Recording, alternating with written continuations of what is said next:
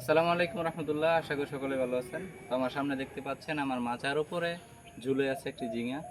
তো ঝিঙার গাছগুলো অনাকাঙ্ক্ষিতভাবে আমার টালের মধ্যে হয়েছে, তারপর আমি উঠিয়ে দিয়েছি।